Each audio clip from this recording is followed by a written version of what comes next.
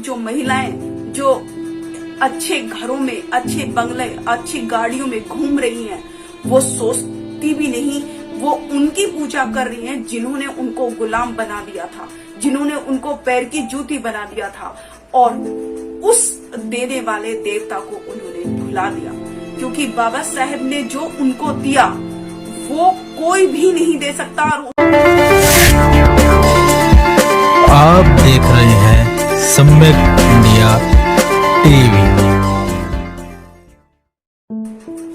नमो बुद्धाय, जय भीम साथियों। मैं शकुन बौद्ध गाजियाबाद से आज फिर से आपके सामने, और आज फिर से जुलाई के बारे में बात करूंगी, क्योंकि मैं जुलाई की कुछ मुख्य घटनाओं पर आपसे बात करने आई हूं और जुलाई पे मैं बात कर रही हूं। और आने वाले जितने भी महीने होंगे वो सब बाबा साहेब की जो मुख्य जो घटनाएं हैं, जिनका हम भारत के लोगों पर बहुत ही महत्वपूर्ण असर हुआ, उन घटनाओं को आपके साथ शेयर करना चाहती हूँ और प्रयास ऐसा ही कर रही हूँ। आज की इस घटना से ये साबित हो जाएगा कि जो लोग ये कहते हैं कि बाबा साहेब केवल एक कम्युनिटी के हैं या एक वर्ग तक सीमित जिन्होंने बाबा साहेब को बना दिया, उनकी गलतफहमी शायद इस वीडियो के माध्यम से दूर हो जाए। तो वीडियो को आखिर तक देखिएगा। तो मैं आपको बताना चाहूंगी कि आज ही के दिन 28 जुलाई 1928 को बाबा साहेब ने बॉम्बे विधान परिषद में अपने कड़े प्रयासों से और कड़े संघर्ष से महिलाओं के लिए, खास महिलाओं के लिए आज मैं बात करने आई हूँ। तो बाबा साहेब ने आज ही के दिन एक बिल पारित करवाया जिसको मातृत्व अवकाश के रूप में जाना गया या जानते हैं।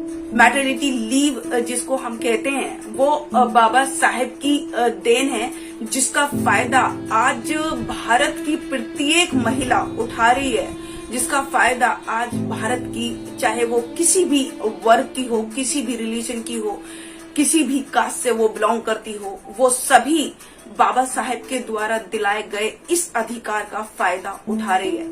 लेकिन देखिए, क्योंकि 1928 में ही बाबा साहेब ने बेगारी की प्रथा पर भी रोक लगवाई थी और 1928 में ही महिलाओं को वो गिफ्ट दे दिया जिसके बारे में कोई सोच भी नहीं सकता था। और जब बाबा साहेब इस बिल को पारित करवा रहे थे, जब इस बिल के लिए वो बहस कर रहे थे, तो जितने भी हिंदू लोग थे वो सब उनका विरोध ये कहकर कर रहे थे कि महिलाएं कहाँ वर्किंग है, इतना महिलाएं वर्क ही कहाँ करती है, तो सब मजदूर हैं और इस मैटरनिटी लीव की महिलाओं को क्या जरूरत। तो लेकिन बाबा साहब इतने दूरदृष्टि थे कि उनको पता था कि आने वाले समय में मैं महिलाओं को इतने अधिकार दिला दूंगा कि वो आने वाले समय में वो सब कर पाएंगी जो आज का पुरुष कर रहा है। तो बाबा साहेब ने जिन महिलाओं को, मतलब शूद्र जैसे कि ब्राह्मण जो धर्म जिसको हम कह सकते हैं, या मनुवादी हम जो लोग कह सकते हैं, उन लोगों ने जो वर्ण व्यवस्था की, जो व्यवस्था की, वर्ण की व्यवस्था की, और उन सभी लोगों को 4 वर्णों में बांट दिया और महिलाओं को सबसे ज्यादा, मतलब उनको गुलामों की भी गुलाम उन्होंने अपने हिंदू धर्म शास्त्रों में उनको बना लिया और उनको एक पैर की चोटी से बढ़कर कुछ नहीं समझा। और जितने भी हिंदू धर्म शास्त्र हैं या जितने भी धर्म है, उनमें सब में महिलाओं की जो दुर्गति थी, या महिलाओं को जो भोग विलास की वस्तु बनाकर जो उन्होंने छोड़ दिया था, उन्हीं महिलाओं को बाबा साहेब ने मान सम्मान स्वाभिमान की जिंदगी देके आज इस भारत देश में महिलाओं को IAS, doctor, PCS, engineer, PM, CM, यहाँ तक कि राष्ट्रपति तक बनवा दिया। ऐसे बाबा साहेब डॉक्टर भीमराव अम्बेडकर जी रहे। और आज जिन महिलाओं के ऊपर ये एहसान किया, जो महिलाएं, मतलब आज, लेकिन उसके बावजूद भी बाबा साहब ने किसी की परवाह न करते हुए इन सब महिलाओं को, हम सब महिलाओं को वो अधिकार दिला दिए जिनकी हम हकदार थे। वो बाबा साहेब का कर्म है। इसीलिए मैं ये कहती हूँ कि मेरे खून का अगर एक एक कतरा भी मैं बाबा साहेब के चरणों में चढ़ा दूं, क्योंकि उन्होंने मुझ पर इतना एहसान किया कि मुझे इस काबिल बना दिया कि आज मैं मान सम्मान स्वाभिमान की जिंदगी जी रही हूँ। आज मेरे पास सब कुछ है। बाबा साहेब के अधिकारों से मैंने वो सब कुछ पा लिया जिसकी मैं हकदार थी। तो अगर मैं अपने खून का एक एक कतरा भी उनके चरणों में चढ़ा दूं तो भी वो कम होगा। लेकिन इस देश की विडंबना देखिए कि यही भारत की महिलाएं जिनको बाबा साहेब ने मान सम्मान स्वाभिमान की जिंदगी देकर जमीन से उठाकर शीश पर बैठा दिया, वही महिलाएं बाबा साहेब को भूल गईं।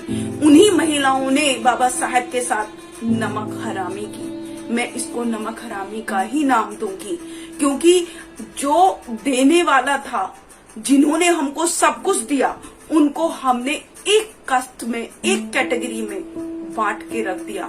उनको हमने एक वर्ग तक सीमित कर दिया। लेकिन बाबा साहेब ने कभी एक वर्ग के लिए काम नहीं किया। उन्होंने सभी के लिए, भारत के प्रत्येक नागरिक के लिए उन्होंने काम किए। उनको वो तमाम अधिकार दिलाए जिनसे उनको वंचित रखा गया था। लेकिन सबसे ज्यादा कि जो शोषित थे, पीड़ित थे, जो वंचित थे, उनको अधिकार दिलाने के लिए तो बाबा साहेब ने अपनी जान की बाजी तक लगा दी। लेकिन हम लोग भूल गए, खासकर वो महिलाएं भूल गई। बाबा साहेब ने उनको शिक्षा के अधिकार इसलिए दिलाए थे ताकि वो अपने मान सम्मान स्वाभिमान की रक्षा कर सके, ताकि वो अपने बच्चों को सही गाइड कर सके, सही संस्कार दे सके। लेकिन उनकी बात को भुलाकर, उनकी बात को ना मानकर महिलाओं ने पढ़ लिख कर भी मंदिरों में लाइन लगाना शुरू कर दिया। उन्होंने आज भी उनकी वो पूजा कर रही हैं जिन्होंने उनको गुलाम बनाकर रखा था, जिन्होंने किसी ने भी उनके बारे में नहीं सोचा। ना उन 33 करोड़ देवी देवताओं ने महिलाओं के बारे में सोचा, ना उनके पूर्वजों ने उनके बारे में सोचा। अगर किसी ने हमारे लिए सोचा, अगर कोई हमारे लिए मचला, कोई हमारे लिए इतना कड़ा संघर्ष किया, जिन्होंने हमारे लिए इतनी कुर्बानी दी, उन्हीं को हमने भुला दिया, तो हमसे बड़ा नमक हराम और कौन होगा? कोई भी नहीं। इसलिए मैं भारत की महिलाओं से ये अपील करना चाहती हूँ कि जिन अधिकारों का आप फायदा ले रही हैं, शिक्षा प्राप्त करके आज जो आप डॉक्टर, IAS, PCS, आप CM, PM और जो मैटरनिटी लीव, जो 6 महीने की छुट्टी लेकर भी आपको पूरी तनख्वाह मिल रही है, वो किसी देवी देवता का कर्म नहीं, वो सिर्फ और सिर्फ बाबा साहेब के कड़े संघर्षों का परिणाम। तो अगर आप चाहती हैं कि आपको जो है थोड़ा सा भी अगर आप उनका कर्ज चुकाना चाहती हैं, तो उनके बताए हुए मार्ग पर चलिए, क्योंकि उन्होंने हर किसी को हर किसी पे अपनी करुणा बरसाई, हर किसी के लिए माँ बनकर उनकी रक्षा की, हर किसी के लिए उन्होंने संघर्ष किया, उन्होंने बलिदान दिया। और सबसे ज्यादा अगर किसी पे किया तो वो हम महिलाओं पर किया। हम महिलाओं पर बाबा साहेब का इतना बड़ा एहसान है कि हम उसको चुकाने के बारे में सोच भी नहीं सकते। तो अगर आप थोड़ा सा भी उनका एहसान मानती हैं तो उनके बताए हुए मार्ग पर चलिए, जो उन्होंने हमको रास्ता दिखाया उस रास्ते पर चलिए। और न केवल उससे आप अपने परिवार का विकास करेंगी, बल्कि जब आपके परिवार का विकास होगा तो इस समाज का विकास होगा, और जब इस समाज का विकास होगा तो ही इस देश का विकास होगा, तो ही ये देश भी तरक्की करेगा।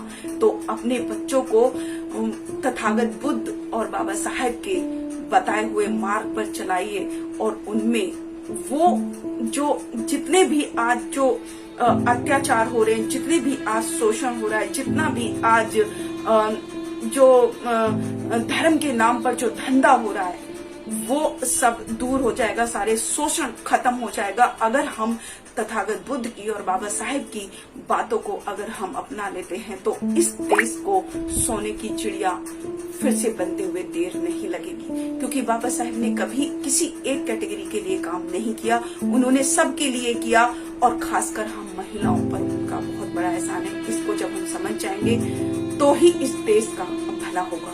तो इसी के साथ मैं अपनी वाणी को विराम करती हूँ। आप सभी को फिर से गर्व से नमो बुद्धाय, जय भीम, जय भारत, जय संविधान।